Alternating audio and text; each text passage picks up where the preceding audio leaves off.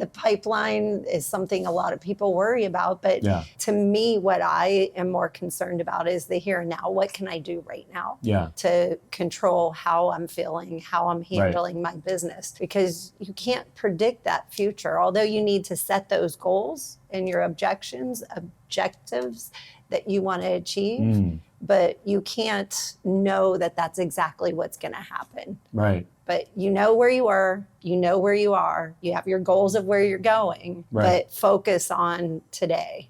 Well, you said actually the two best words, which is objectives and objections. Because, very true. And I'm glad you said that, because a lot of people, and I know this because I've suffered from this, and maybe even still suffer from this, is objections of solutions. Yes. And there's this idea where if you speak to someone that's or like a real estate coach, the real estate coaches, from what I've been hearing on the YouTube videos that I watch and the live meetings that I'm in, is do your social videos, do your personalized videos, build up your rapport, build up your pipeline, build your brand up, don't be pushy, and then eventually the universe is going to work with you. Right. What's your take on that? How can we be more present without feeling anxiety and actually have fun in it? It's just important to really focus on being true to yourself. And if you're true to yourself in what you're working on, it all comes together nicely. But if you're really, there's those opportunities that you have to have push goals and put yourself out of your comfort zone.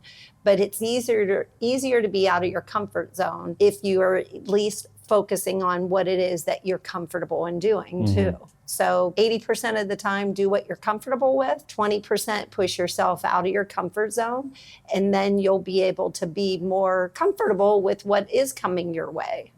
Well said. Okay, so I'm going to present a little bit of a paradox to you. And I like paradox. Yeah, and let's work through this. Let's work through this, okay? So I'm a musician, and I play music with a guy. His name is Tommy. He's a dear friend of mine, and he's a brilliant musician, producer, composer, engineer, like everything. He does it all. Right. He's amazing, right? But I always say, I was like, why don't you start a YouTube channel? Why don't you promote yourself? And he has this visceral, like almost, nauseum type response where he's like, self-promotion is disgusting to me. I hate self-promoting. And I'm like, that's so interesting because you're so good. And there's a lot of people out there on YouTube that don't know what they're talking about, but because they don't suffer from that, right, that they are now becoming the voice when you go and you search for something. Yes. And I think, with real estate agents, not all of them, because obviously it's a sales-focused profession and you get in it because you're okay being an extrovert and being sales-focused and whatnot. But at the same time, there's a lot of people that are really good operators. They're really good, administratively. They're really good at closing deals and getting the owners the keys and getting them inside the house. But from a social media perspective, from an email campaign perspective, YouTube videos, they struggle with that. And there's sort of this idea where if I'm good enough, then the world is going to come to me, and through word of mouth and referrals. But maybe we've learned that that's not really the case. Now we have to be almost like the best of both worlds. So what is your message for the world, for the people that don't like the idea of self-promoting? Well, thinking about your friend, the musician, it's the artist way. Yeah. They want to be a true artist. Right. They're great at their craft. And that's one pillar of business for them, that pillar of business of performing, but learning the skill of those other pillars that they need to build so they can really present their craft. As a realtor, when I talk with other agents, I talk about building from the ground up, building your pillars. And you've got to grow each one almost like equally, where if you build one completely by itself, the other things aren't going to fall into place. You can't put a second story on a 3-story one pillar. Well, maybe you can. There are some funky houses out there. But overall, you have to have 4 pillars in order to put the second story on, and then to put a third story on. Right. So as a business person, you've got to decide if you're going to build those other things. Yeah. Sometimes it's building your team around you. If you're not that person that can really build each pillar, then you better surround yourself with people that can do those things for you, that can help you get the message out there. So the name of this podcast is The Pillars of Profitability with Cyndi Lesinski from Real Brokerage. out here in Santa Clarita. Give us a little bit of a bio on yourself, your background, how you got into real estate. You had a pivot. You had a big career pivot. I had a very big pivot. Explain that. I have a background in social work. I, was going to save the world and make a big difference and a big imprint. And I do believe that I made that imprint. And after 15 years of working in social services, I retired from it. And then I became a full-time mom. And I was a full-time mom for several years. And I said, once my kids are in school, I'm going to get back into the workforce. And it made sense for me to get into real estate. I've always been intrigued by how houses are built and why bathrooms are in certain locations, why some walls are up, and I think about tearing walls down. Yeah, right. And so that led me into real estate. Yeah. And my husband, who's a musician comedian, we moved to California from Pennsylvania, Ohio. And right at that time, I was like, okay, time to get into, a new career. And for me, transferring what I learned as a social worker to helping people with their home was a very natural progression. And I was very blessed to find real estate over 20 years ago. And thankfully have surrounded myself by great people that have helped me shine and helped me become the best realtor that I can be. And I constantly continue to grow by looking at, I want to be able to sell a home to a current sixth grader. So if you wrap your mind around that, what that means is I have to stay up on all technology. If I don't continue to evolve and grow and embrace what is scary, and that 20% of getting out of my comfort zone and getting on social media, getting on Dubb and doing videos, if I don't get out of my comfort zone and do those things, do you think a current sixth grader will be able to connect with me, 12 years from now? So you've got to evolve. That's really well said. So there was something that you said to me which really resonated with me the first time, or maybe the second time that we met, which is that we were talking about social media. Yes. And you mentioned that you sort of have a team and you work with someone to help you with your social videos, and you don't watch them after you post them. And when you said that in that moment, I was like, she's my hero. Because and there was a certain confidence and a certain glow that I saw in your eye when you said this, and I understood it. I knew what you were doing, and I think it had something to do with the fact that it's in the past and why dwell on it and just put it out there. Give me your take on this. Give us the unlock, because a lot of us suffer from that. Yes. A lot of us go post our videos and we watch it and we're like, my hair doesn't look good, my eyes don't look good, my skin is like this, and it just goes on and on and on. Well, we get paralyzed by scrutinizing, is it perfect? Realizing that our general audience doesn't necessarily want us to be perfect either. Yeah. But for me, one, I don't have the time or the energy to go back and look at everything that I put out there. I like to be real. I like to be able to just almost one and done. If I use the wrong word, I'm sure, when people are listening, they probably heard in our last segment, I used the wrong word. Oh, well, Was it the end of the world? No.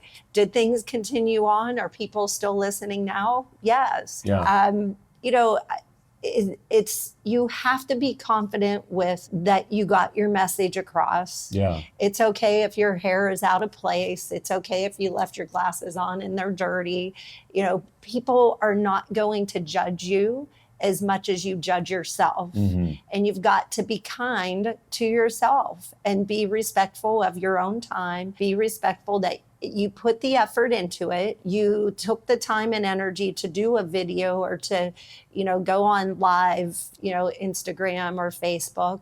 Just go with it and let it live as it will. Right. There was this funny moment that I had recently with someone that I know where one of his videos actually went viral. And I mean viral, like millions of views. And there was this one comment he had to show it to me. We scroll down all the way at the bottom of the comments. And there was this one comment that no one liked, no one, hearted or responded to. And it was like, hey, look at the big zit on his neck. And this comment was all the way at the bottom. No one was reading this comment. It's not like one of those comments that floats to the top because it's the most insightful comment. It was not that whatsoever. But we were laughing about it, and it was sort of a reminder that, you will go and find that comment. Yeah. Yeah. And that person is do we call him a hater? Do we call him, jealous? I don't know. I don't even know if we should address that and even spend any energy on that. It's so tough. And, with my husband being a musician, comedian, he gets standing ovations. He can be in a room where there's, say, just 200 people in the room, and he gets a standing ovation. He'll step off the stage and he'll mention, did you see that one guy that wouldn't crack a smile, that sat there with his arms crossed the whole time? And you have 199 people that are standing up saying, this was awesome. I haven't had so much fun in my life. But yet that one guy, and you don't know what that one guy's paradigm is, what they're going through, why they're picking out something that's so minor, but they have to draw attention to it. So I work towards forgiving that person for, feeling the need to draw attention to that. Through my husband's experience, very often at the end of a show, people will talk with him after. And on occasion, the guy who sat there with his arms crossed will come up and thank him and say, I'm sorry and oh my gosh, I'm ready to get emotional because he said, the one guy was like, I'm sorry if I didn't look like I was enjoying myself, but this is the first time I've been out in about 6 months and I lost my son to a tragedy. And you really helped bring some joy to me, even though it didn't look like it. The guy was just stone-faced the whole time. So you don't know what other people are going through, why they make the comments. And it's hard, though, to focus on the 99% that show the love. But it's a balance in our life. And the better we learn how to deal with that one is the better that you're going to live your life. So well said. What a story. I mean, someone once told me that when we look at someone's response, it's in many ways a reflection of what we're feeling. If we're feeling anxious and if we're feeling insecure about our performance, our video, our whatever, and then we look at someone, the scowl that we see on their face is exactly a reflection of the insecurity that we feel. Right. And there's this thing that Mel Robbins talks about it a lot.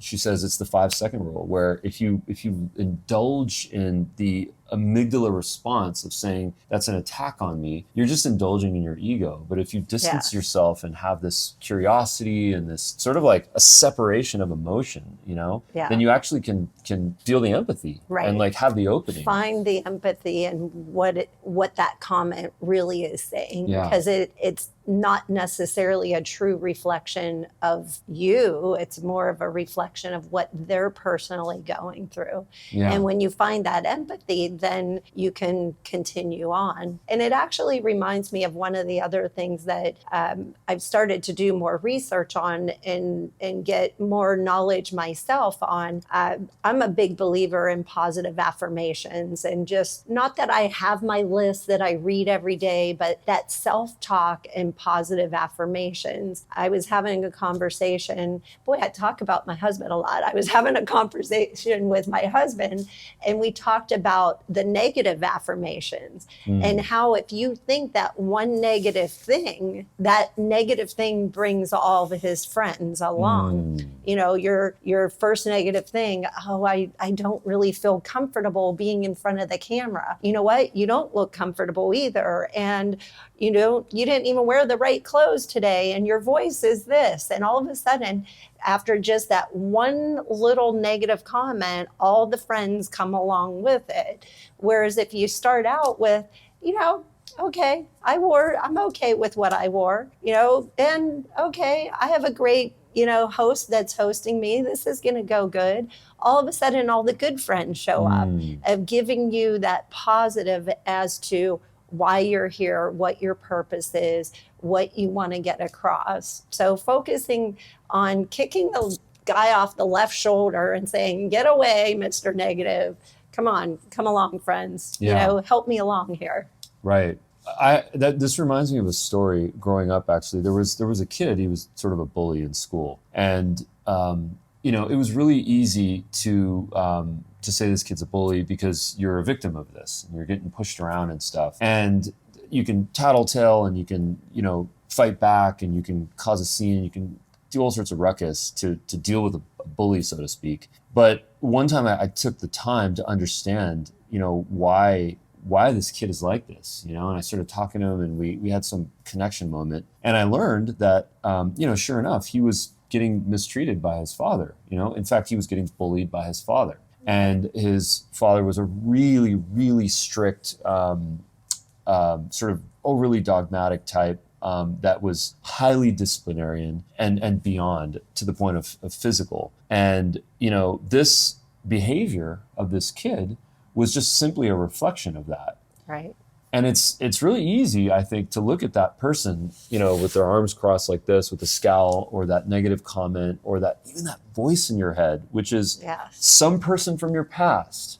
Yeah. And to remember that maybe that person's really hurting. Right. And maybe that person is just reflecting someone else's negative energy, and they're doing what you said, which is bringing their friends, negativity bringing their friends. And that's a hard thing to work through. Yes. It's because when you're in a self-preservation mode, it's really hard to activate empathy and self-preservation. In fact, it uses two completely parts of our brain. The neuroscience doesn't allow to have your prefrontal cortex and your amygdala and your limbic system firing 100% all together.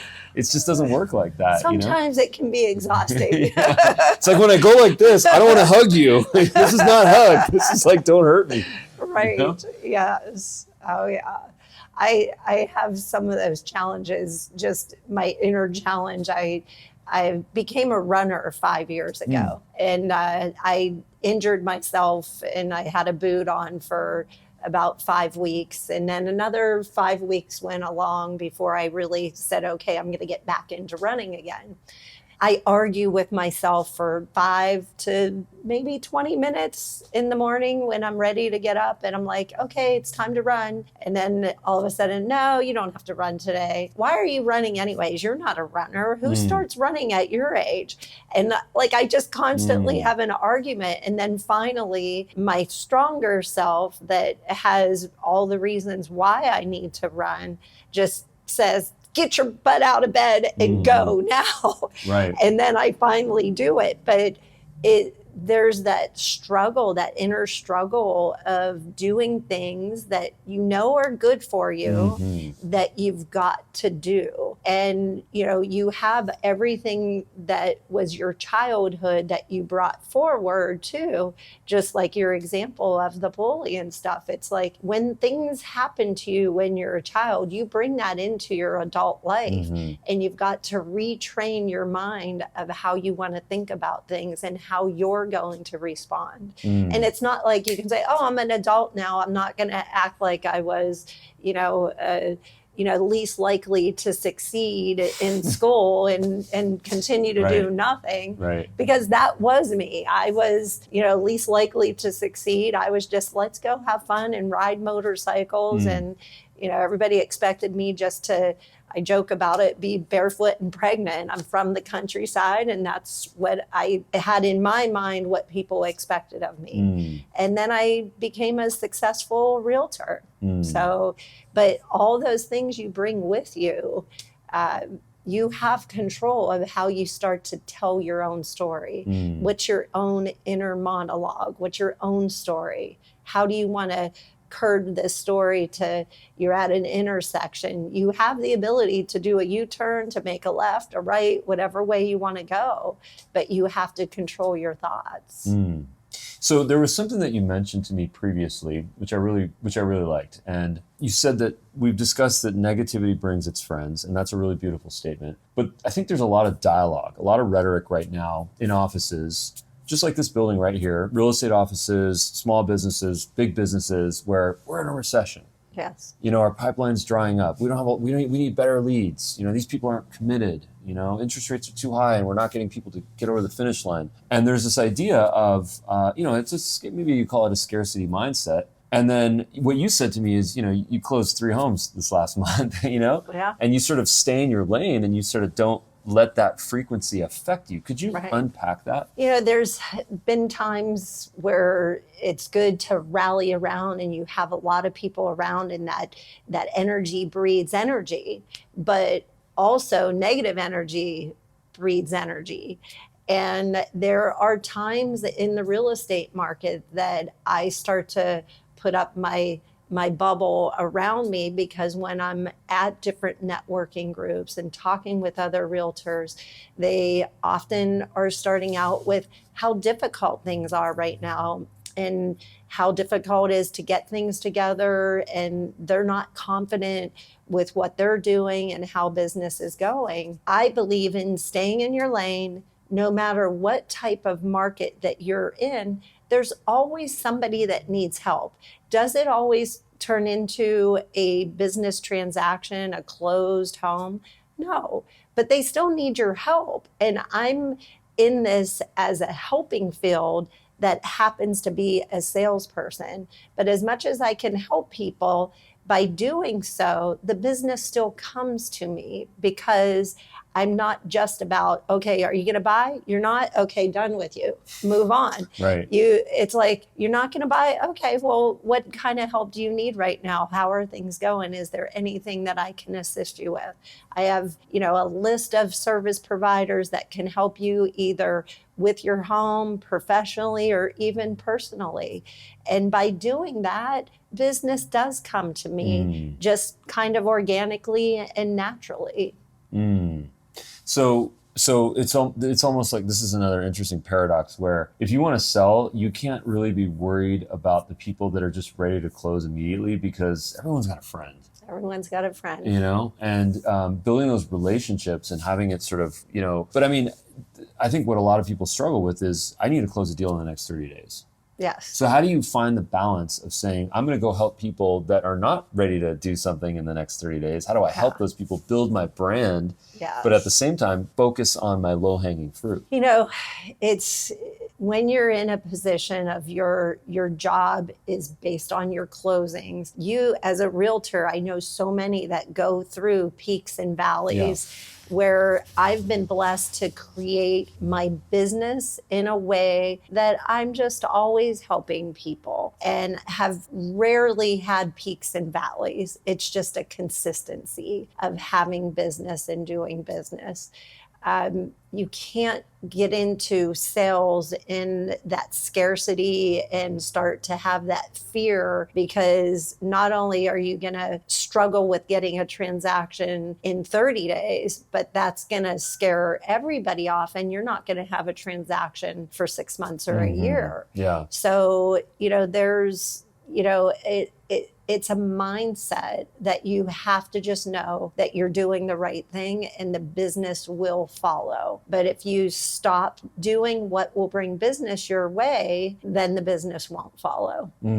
So this almost sounds like, is this like religion where you just have to have faith without proof? Faith without is this faith without proof? Faith without proof. You have proof because you've been around the block. Right. But what about for a new entrepreneur, real estate agent, business person, business owner? Yeah. How do you have faith without proof? You have to have faith. Yeah. Just trust Cyndi, okay? You have to have faith. And, it depends on how the person enters into whatever business it is that they're entering. But if you're entering into the world of real estate, if you have some kind of background and knowledge of something else that you can utilize that can help you develop things into real estate, that it helps. But getting into it, being green with no work history, no educational background, a lot of times people think, oh, well, well, everybody's always told me I should be a realtor because I'm nice. Being nice doesn't make you successful. Right. Don't we hear the thing, nice guys always finish last? You Yeah. have to be nice, but you have to have a business sense Yeah. and the ability to be educated and gain that knowledge so that you can put it all into practice Right. so that you can be successful. Right. But the best advice for a realtor just getting into the business, or even somebody that's transitioning maybe to a new area or something, is find a good team leader that will bring you on board and help you grow. And you can work with them, and they have the infrastructure, they have everything that is working, and you can grow with them. And even that can have its challenges if you don't embrace and do what's needed to be done to make it happen. Well, I mean, this is almost like fixing a massive misnomer that we have in our society where nice guys finish last. And the idea when we hear this is that mean guys finish first. That's the misconception. That's Right. incorrect. We're Right. here to break that. That is not correct. Yeah. What we are saying is people with a process finish first. Right. It's not the niceness. You can be nice, but Yeah. what I just learned from you is that you can, with niceness without process Correct. is not productive. Correct. So Yeah. And my other thing with niceness, because a lot of times I get accused of being nice, and I've gone on listing appointments where I've been told, well, I don't know because you're so nice. And, when we're negotiating, and I have to reinforce, don't take my niceness as a weakness. Just because I'm nice doesn't mean I can't perform at the level you need me to. I actually can perform at a much higher level. I can get more accomplished by being kind and nice to people than being a bully and trying to roll over people and control everything in a very negative way. I get people to do more things by just simply being nice. So it's, part of the whole process of what I have set up for the last 20 years. Well, this is almost like the modern sales professional now roots themselves in service, in empathy. It's not about the grind. It's not about being a hard negotiator, because you might never actually even get to the table. Right. If that's the philosophy or mindset that you have. Right. Because it kind of repels people now. Yeah. Yeah. That's really interesting.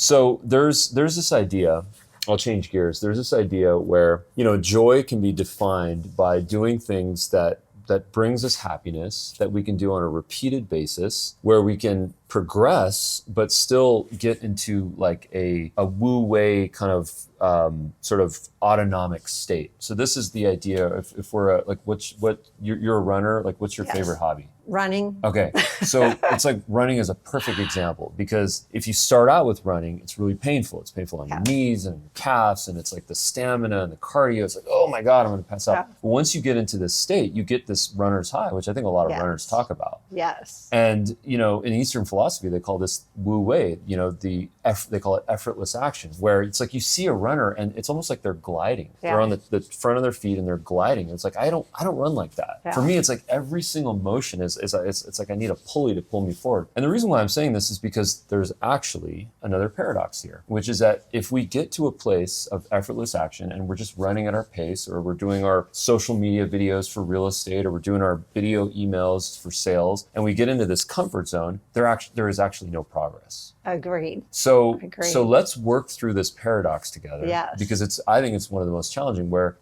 tennis is a great example, right? There's my tennis rackets. I literally hit a flat line in tennis. I was not improving whatsoever, because I just went out there and I just did what I always did. Right. And I wasn't pushing myself. So how do we find the balance without messing with our mental health, without being hard on ourselves, like whipping ourselves, but at the same time enjoying it? Right. Unpack that one for me. Well, that's a bit of a challenge in coming up with that. But one of my first go-to for that is education, knowledge, push yourself to learning new things.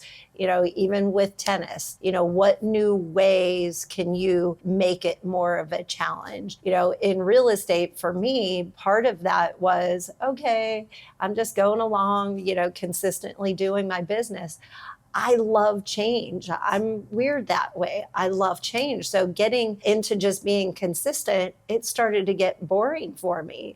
So what I found is if I challenge myself to work with a current sixth grader 10 years from now, what do I need to do to stay in business? Because if I do become complacent, I will be out of business in 10 years. So challenging myself to do videos like this, challenging myself to put up a YouTube video, to go onto Instagram, to do Facebook, to have different client events and have parties and get together with people. Sometimes all the things I think about gets exhausting and I don't have to do them, but yet I do have to do them. And I have to get myself out of my comfort zone. Otherwise, I'll be out of business in 10 years.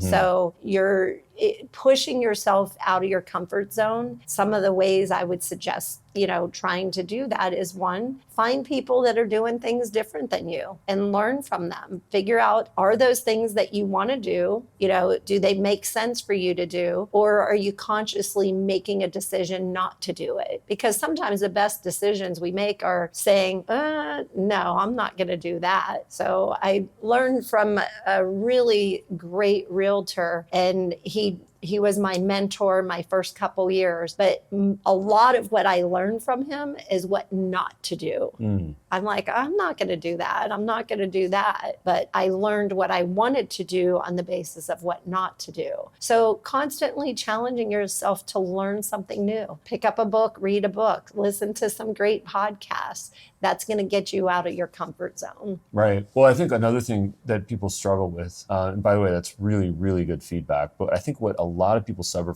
from is this idea of learning becomes a spectator sport. Very true. It's easy to listen to a video. It's easy to be on that Zoom call and you're watching the person saying, do this, this, and the other thing. And you're just sitting back, you're just sipping your water and you're saying, okay. And it's like a TV show. And how do you get out of that? How do you lean in and say, you know what, I'm actually going to lift my hand. I'm going to click my mouse. Well, and with you saying that, that's why so many top realtors are willing to share their secrets, because they know if they're lucky, one person that's watching is going to do what they say to do. Right. So they're like, I'll share all day long, because most likely anybody listening is not going to take that first step. And it's the individual's paradigm as to matching up, hearing the message at the right time. And I have a little talk. I actually just started Toastmasters through our SRAR, our local board.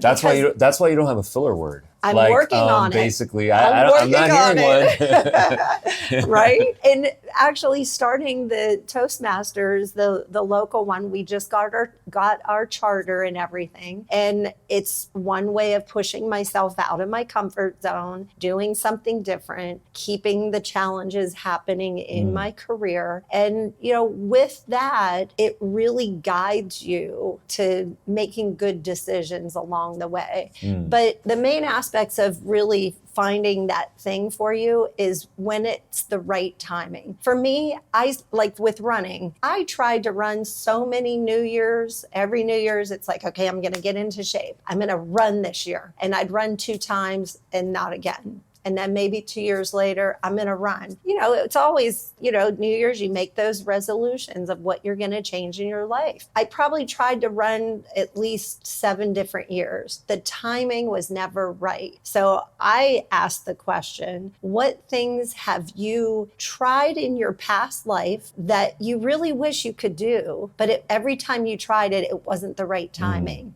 And maybe today is the right timing.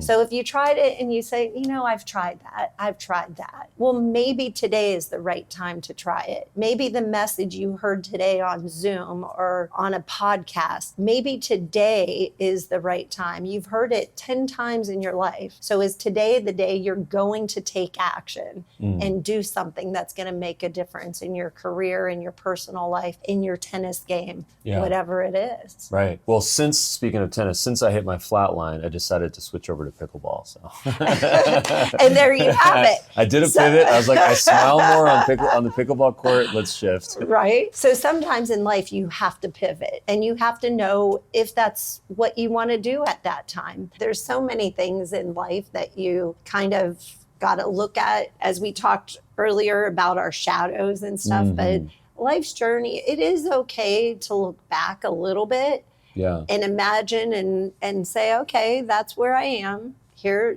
that's where I was. Here's where I am. And what projection do you want to have for your life? Who do you want to be now forward? When my husband and I hit our empty nester years, it was like we hit it with intention. Like, how do we want to design life now that our girls aren't at home? What does that look like? What are we going to do? And those same intentions can be used in the business world too. Looking back at what your business was like before, what it's like now, what's your projection, and what do you need to do to build your business and keep it moving forward in whatever way you want it to. So that's, and sometimes it is making a U-turn. Sometimes it is turning tennis into pickleball instead. You're like, you know what? Been playing tennis all my life, and, I've hit my plateau. I want to give something else a try that's very similar and gives you a whole new, beginning of things. Right. You'll never go back to tennis. Well, it's back. Right. No, I mean, it's so interesting. Actually, just so you know, the reason why I switched is because I just smile more when I play pickleball versus tennis. There's a lot more, there's in the tennis crew that I was hanging out with, there's a lot of like self-loathing, and it's weird. It's with pickleball, there's so much more fun. People are just truly having a joyful time, which is why I think it's the fastest growing sport in America, because it's just fun as hell. So I just bought pickleball tennis shoes. Oh. I haven't played yet. Oh, well, you're going to with me. But I bought the tennis shoes first. I saw them and I go, because I used to play tennis. Oh. And I am looking for something else to do, because as much as I'm enjoying my running, I know that I have hit a little bit of a plateau with running. And I need to mix in some other athletic skills, and that'll help my running as well. So a friend said, you should do pickleball. And so I went out and bought tennis shoes. Well, we're gonna play. We're gonna play. Okay, that'll be great. Yeah, I mean, the interesting thing about just connecting the dots here is, earlier we talked about the pillars, right? Yes. And we talked about a tripod with 3, but a table with 4. And the pillars of any sales professional in this case, one of them has to be promotion. One of them has to be, process. One of them has to be people. One of them has to be, what's our 4th P? Profit. Right? And there's probably a bunch of other P's as well. But pivoting is the art of having one pillar here and then moving the other one. So you still get to hold on to a core tenet. Yes. In this case, it's a like that. Right? Yeah. In this case, it's still a racket sport, but I'm just reapplying it to a different sport. So I'm able to, within weeks, you're able to, all of a sudden you're running again. Yes. And that's how it was. So I think that's just an important reminder. I really connect to this idea of investing in yourself, which I keep hearing from you indirectly. Yes. And I think that the definition of the best type of learner is someone that's, willing to accept change. They want to progress in their life. They're ready to learn, but I think most importantly is they're actually ready to invest in themselves, time and money. Right. And I think that there's a lot of people that say, God, I'm not doing my social media videos. I'm not doing my email newsletters. And maybe you just need help. Maybe you just need to invest in yourself. Right. Because maybe that's not your core competency. But if you have someone come through that door every Tuesday and Thursday and say, we're recording 20 videos and you have no choice because you're paying them, maybe that's the unlock. Take me through that. How do you invest in yourself? That accountability, if you have somebody that can really hold you accountable. And, a lot of times people do pay for services that they don't even use, and they have a subscription and they don't even use it. And so it's often that human person, that other individual that will help you stay accountable. So I have that inner skill myself, but yet I have team members who I work on coaching, and I help them stay on top of what they need to do. And very often when you're coaching and you're training and you're saying things, as much as I'm telling you about it, I'm telling myself, I need to get on this. I need to make sure I'm doing this. And so that's how I keep myself accountable. But sometimes you might just need to hire somebody to come through the door twice a week to say, okay, I'm here to work for you for 3 hours. Let's do the videos. Let's get this going. Let's make this happen. So your accountability partner is the critical thing. And with you going through all those different steps of what it takes, the main thing it takes is action. You have to take action. You can think everything, you can prepare everything. You had mentioned about education earlier too, and that, we have all the education at our fingertips, and just sit on, watch Zoom and search whatever you want to learn. I have friends that have had 5, 6 degrees, got bachelor's, master's, got a second master's, a third master's, and yet they are not out there actually putting those things to practice. They have all the education. The more degrees that you get, the more degrees of separation you get. Right. Yeah. Yeah. Absolutely. So taking action when you hear something that is inspiring you and making you want to do more and be better at what you do. Yeah. The next step is, what's your action step? What are you going to do today to make that happen? Well, what a great place to kind of cap this. What is the action that we're all going to take? Cyndi, where can people connect with you? Social, any channels that you prefer, and then are you recruiting? If there's young agents out there that are looking for a new mentor? Yes, absolutely. So I do have a small team here in Santa Clarita serving all of Los Angeles County. And we're always looking for other people that really want to have a team around them that will help them grow and be the best that they can be. So, it's, something that, even my team members are often willing to chime in and help educate other people that join the team too. We're at the Real Brokerage.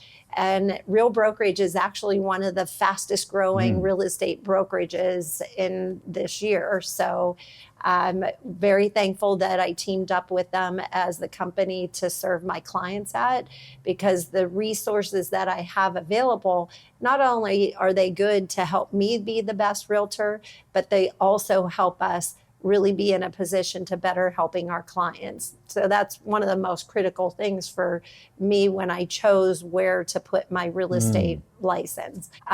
You can find me everywhere on social media. I do spell my name a little flip-flop. Cyndi is Cyndi, like Cyndi Lauper, if that might be an old reference, but hey, girls just want to have fun. Girls just want to have fun. And but Cyndi Lesinski, and I'm on everything: LinkedIn, Instagram, Facebook. Cool. Yeah, got it all. Nice. And you can also check the show notes. Well, Cyndi, thank you so much for your time. Really appreciate you. This was great. I appreciate being here with you. This was awesome. Connect with Cyndi online. Thanks, Cyndi. Appreciate you. Thank you.